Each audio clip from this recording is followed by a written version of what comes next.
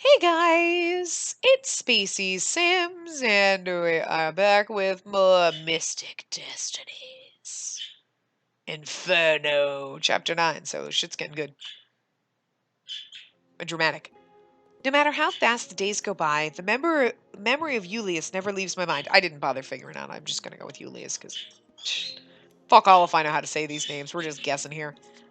I can still feel the way his breath tickled my skin when he whispered those awful things to me. My body shivers involuntarily at the very thought. Nothing I do seems to help me forget. I took an extra shift at Veritas today simply so I could focus on work and nothing else. Every time I sense the negative feelings bubbling up in my chest, I dive right into some menial task. I ignore my phone vibrating in my pocket and start cleaning the counter for the sixth time this hour. Sorry, Sho. I don't even have time to look at the screen anymore to know that it's Sho who's calling me. I don't even have to. Even more than before, I'm aware of how dangerous my very existence is to others. It hurts to even think about it, but Sho and the others would be much safer without being close to me. The very memory of Sho getting hurt protecting me makes me feel sick. I'll never forget the good parts of that day with Sho. I loved our day together and I was able to fall asleep at his side. But the next day, I realized I just couldn't face the thought of continuing to put Sho in danger any more than I have. And you didn't tell him? And oh my god, girl, you need to be like, look, I can't put you in danger and I shouldn't have told you. In the end, all the bad things just added up. I've been trying to avoid everyone as much as possible without being too obvious about it. I glance at Shinji, who's talking to a group of customers out front.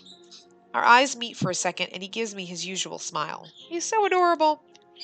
Does he have like a lip piercing? I think he does. Those look like lip piercings. He hasn't said anything about my change in behavior, and he doesn't try to pry. I'm thankful because I know if I tried to explain it, my resolve might crumble. Oh, Sho probably already told him. I miss spending time with Sho, but I can't risk it. Sparkles the unicorn? Images flash through my mind of all the horrible things that could possibly happen to my friends. If I'm not close to anyone, Julius shouldn't go after them, right? Sparkles the unicorn, hello! The sound of my name being called snaps me out of my thoughts. Huh? I whirl around to see Hakaru standing at the other side of the counter. I just laugh that I call her Sparkles the unicorn, but smiling rather serenely at me. Cerulean blue. Look at his eyes. Goddamn, they're gorgeous. Oh, Professor Kazama, hello. I've been trying to get your attention for a while, Sparkles the unicorn. It looks like you were pretty spaced out. I can feel my cheeks start to burn. Oh my god, I'm so sorry, Professor. I just... What would you like to order? Crap, this is so embarrassing. Some hot sake, please. I blink. Professor, you do know this is a coffee house, right? I do. I don't have time to react before Shinji reaches out from behind me and places Hikaru's order down in front of him. Here you go, Professor K. Bit early for your usual, though, isn't it? So it is. I look from Shinji to Hikaru, who just lets out a little chuckle and shrugs, taking a sip of his sake. I get the feeling that they have gone through this particular exchange before. As Shinji walks away without a word, I'm left standing in place. I didn't even know we served alcohol. Are we even allowed to? Well, whatever, I'll ask about it later. I start moving towards the back room when Hikaru calls out to me. Sparkles the unicorn, wait. I look back. Yes, Professor Kazama? Do you want to order something else? He remains silent for a moment. His vibrant aqua eyes seem to pierce through my very soul. You seem troubled, Sparkles the unicorn. Is everything all right? If you need someone to talk to, I'm here for that. I swallow the lump forming in my throat. Part of me wants to pretend like I'm fine, like everything is okay. Stop being Harry Potter about everything. Just talk to your friends. I know if I smiled right now and told Hikaru I'm okay, that he wouldn't question me further.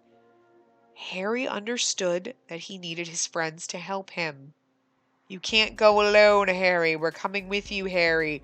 Stop. Just take your friends. Get your Hermione and your Ron and your Neville and your Luna and your Ginny. Let's go. We can do this.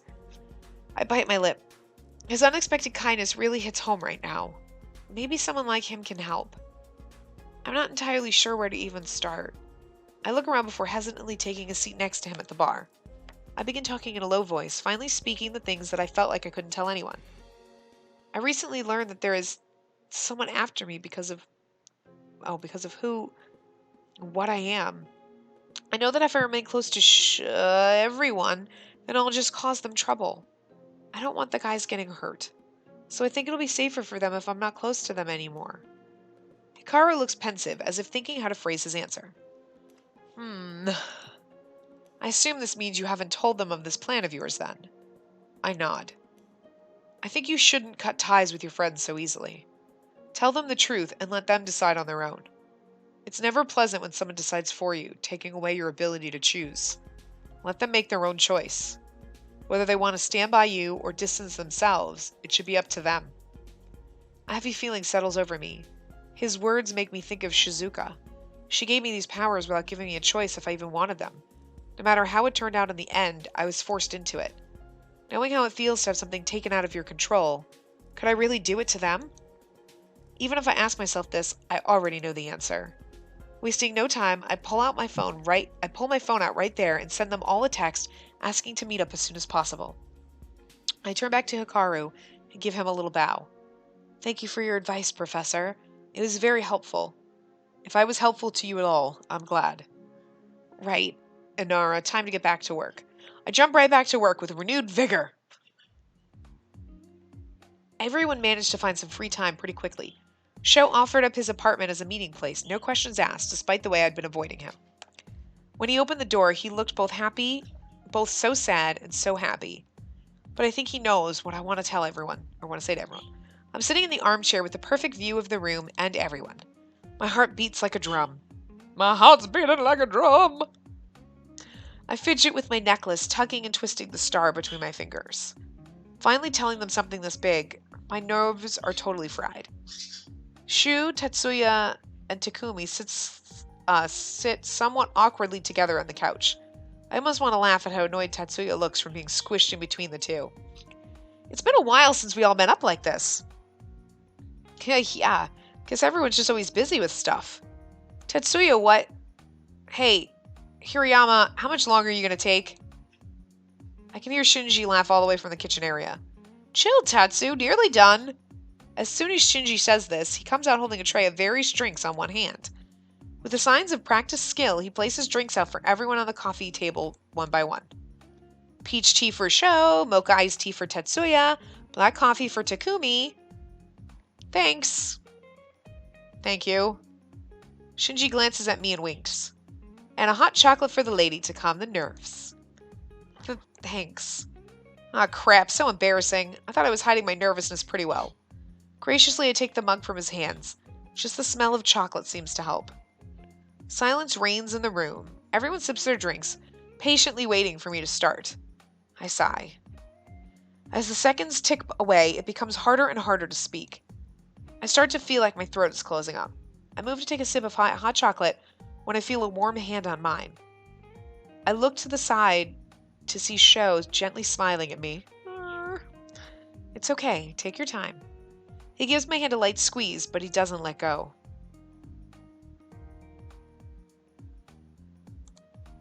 With my hand in his, somehow I feel a little braver. How do I even start? What do I say? I met a man called Julius a few nights ago. He said some terrible things while we danced, and... Where were you that you were dancing with some strange guy? I feel Sho's grip on my hand tighten uncomfortably. Crap, I totally started all wrong. No, it's not like that. I mean, it was at a ball, and I stopped realizing I need to start from the beginning. Let me start again. I sigh. Sho gives my hand another gentle squeeze. Sho. I take a deep breath and start again. I called you out here to talk about my mother. My mother, she was an ancient sorceress, an alchemist, who was cursed with immortality and couldn't die for centuries.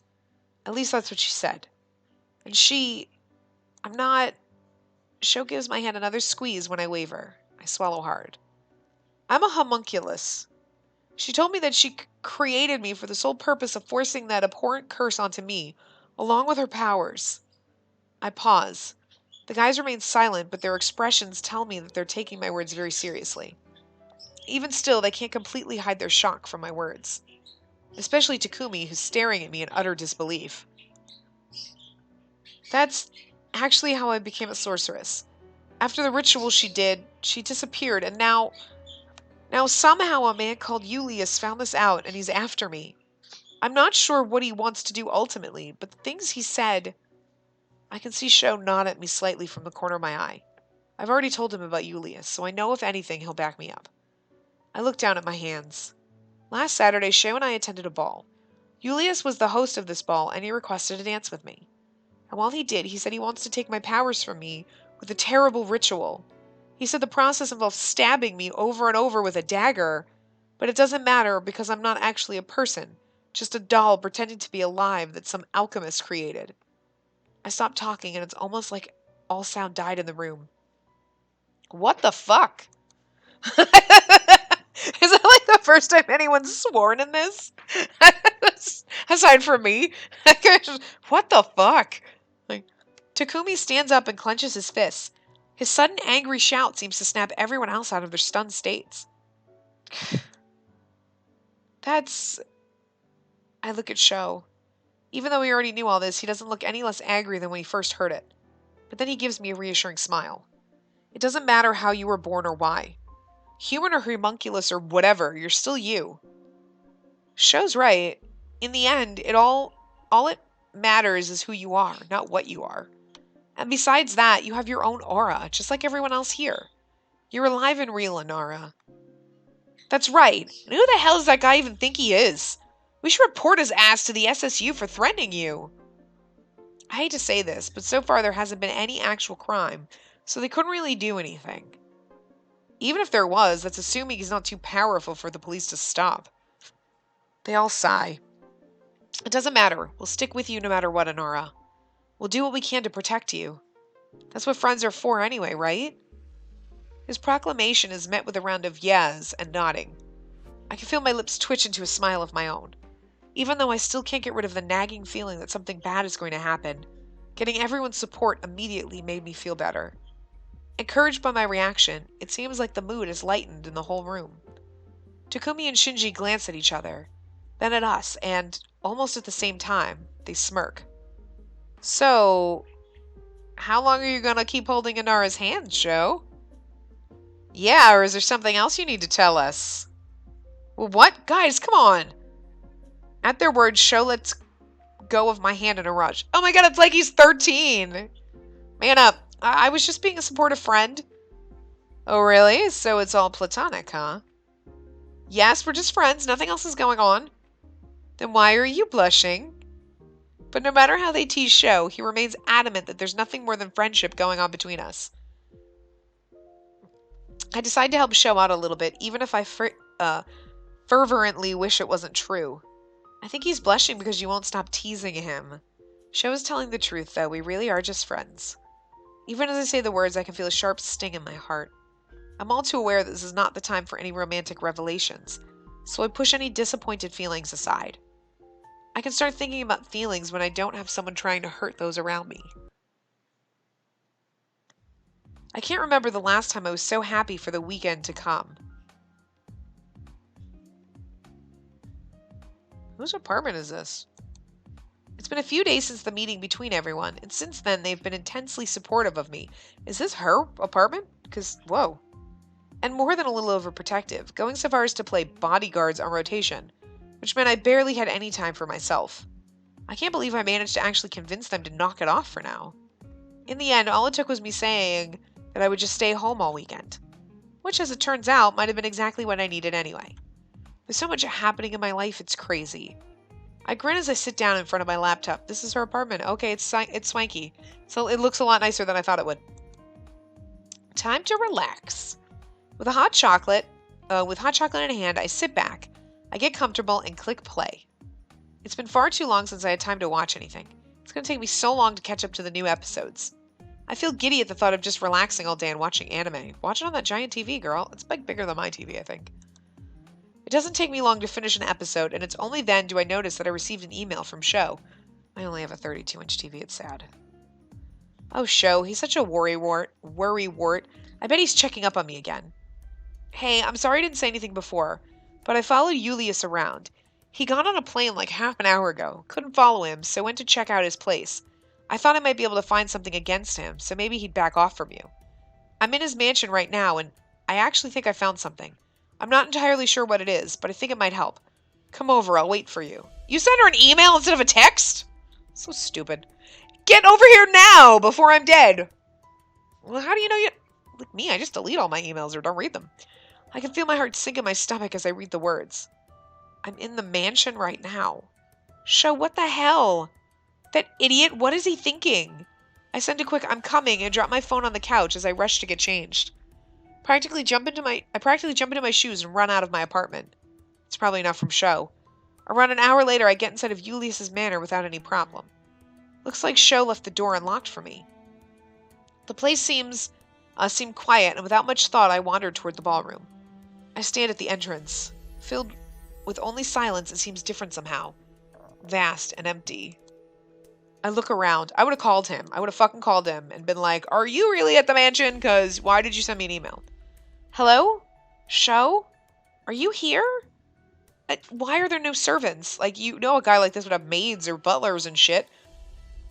Like a whole harem full of people. I don't know. Like, and literally a harem. I walk further into the empty ballroom. Sho? This is pointless. I should just call him and ask where he is. I reach into my pocket for my phone, only to realize that I forgot to take it with me. I sigh. Damn it. No choice then. I take a deep breath and yell at the top of my lungs. Sho, where are you? No answer. I sigh again. Maybe he's upstairs then. I turn to leave the ballroom when I hear a soft thud. Thud. I stop in my tracks and look back. For a second, I wonder if I'm seeing things. A mop of blonde hair peeking out from behind one of the pillars. I feel sick. I step closer and closer. My heart nearly stops when I see Sho slumped over by one of the far-off pillars. Sho? I run towards him and nearly slip on the stone floor. And when I reach him, I freeze. On the ground is Sho, bound and gagged. I told you! Girl. Upon seeing me, he looks up at me wide-eyed, and I gasp at his bruised face. Oh God, Sho, what happened? With a shaky hand, I remove the tape from his mouth, and almost immediately he yells. Run, Anara!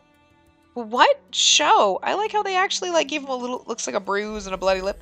Please, it's Julius. He caught me last night and used my phone to email you. Just leave me here and run. An unpleasant chill shoots through my spine.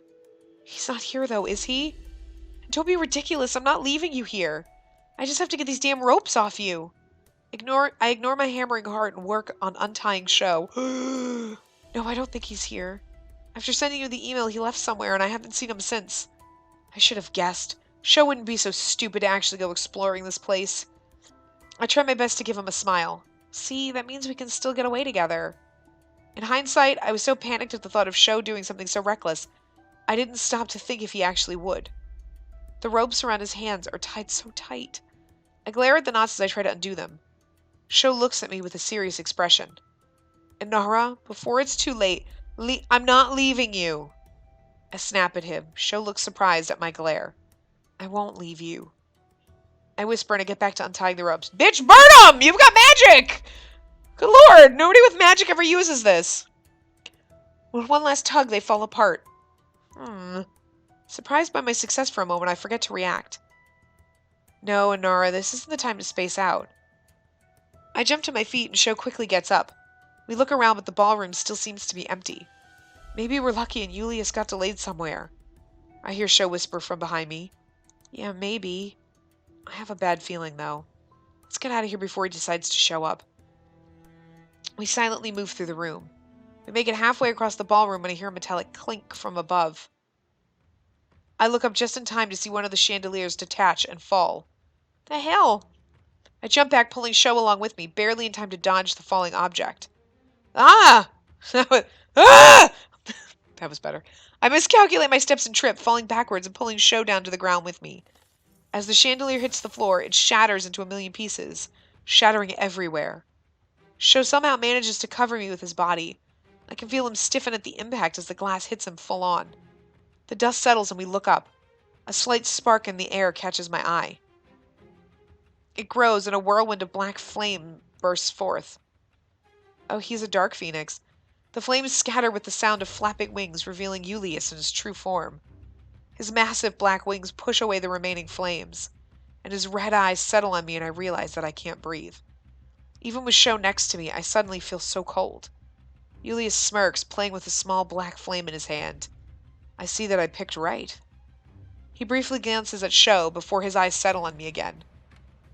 I was wondering whether you would come save the fake phoenix, and it appears I was correct. That's what you've got? He calls you a fake phoenix, and all you have is ever.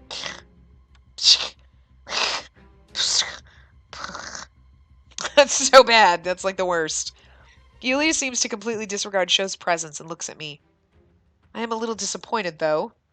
I was expecting more of you, little butterfly. But to have you fall for the very first thing I tried? He laughs. Ha ha ha! Well, that's more than a little pathetic. I muster everything I have into a glare. Seething glands. Normally I wouldn't have fallen for it. Now that I think about it, that message was plenty suspicious. But the very thought of Sho and any kind of danger sent me in a panic. I rushed out without even thinking about the psycho that's after me. I looked to my side at Sho. I nearly gasped at the glare he's sending Julius's way. I've never seen him look so pissed off. It's because you called him a fake phoenix, man. His pride is busted. Before I can react, Sho jumps to his feet. Just shut up already! He flings a fireball at Julius, who doesn't even flinch when it hits him.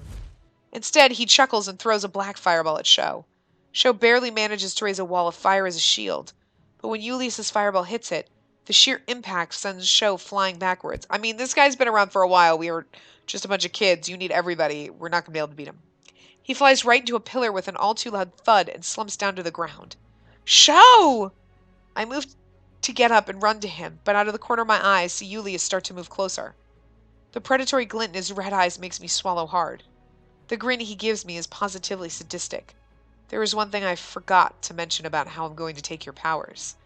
My darling butterfly, I need to break you, both mentally and emotionally, before I can take your powers. Break me? Shall I bind you? He glances at Sho. Play with that little bird of yours right in front of you? You leave my birds alone. It is kind of funny that he's a phoenix. I love birds. I mean, this is just the first path, so. Perhaps when I'm done with him, I'll go after your dear father and sister. I can't move. Oh, might you be surprised I know about them? I know everything about you, little butterfly. My subordinate made sure of that. Specifically, a lovely young lady with black hair. Might that ring a bell? No, she was... All that time, weeks before I ever met him, Julius was the one who was truly haunting me. Oops. Julius chuckles. This ritual normally kills people, but you can't die. So I wonder... It will be an interesting experiment, testing the endurance of a true immortal. My body is shaking. Move! He seems to notice my frozen state and laughs, amused at my terror. It's a shame you're the only one I can test it on. There is another, but... he's impossible to catch. It's unfortunate, but one immortal is more than enough. He walks toward me at a leisurely pace, step by step. Hakaru? I'm just guessing. The other immortal? I can't stop shaking. I can't move. What do I do? Anara! Huh? Sho's voice brings me back to my senses. I look back to see him clutching a bleeding arm, but his eyes shine with defiant fire. Suddenly I feel my terror melt away. The super, music is just great. Without hesitating, I get up and get into a fighting stance, both fists clenched. There's no way in hell I'm gonna just let you do what you want. Julius stops and gives me an odd look. Then, as the very thought of me stopping him is somehow the most ridiculous thing he's ever heard, he bursts out into laughter. My eye twitches in irritation. You? Stop me? Do you even know what you're doing? You're so new at this. Have you ever been in a real fight before, girl? Don't respond. I don't want to admit anything to him. All I can do is glare. No answer, then. Very well. My assumptions were correct. Shizuka truly taught you nothing. Shizuka? Her name is the last thing I expected to come out of his lips. Oh, surprised I know that name. He chuckles. It appears she kept many secrets from you. I'm telling you, he's like the dude. Something, yeah.